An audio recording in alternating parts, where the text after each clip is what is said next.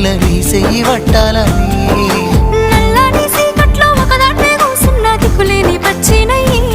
బావా నువ్వెప్పుడొస్తావని ఏళ్ళైపోతుంది పిల్ల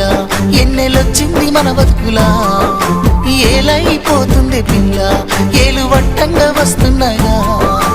ఇన్నాళ్ళ ఎడబాటు ఎడవాసిపోతుందిలే ఈ సీనయ్య గుంటున్నదే సినదారా నీ కోసము ఈ దూరాన్ని చెరుపుతూ తీరాల కగిరింది అందాల ఈ మానవు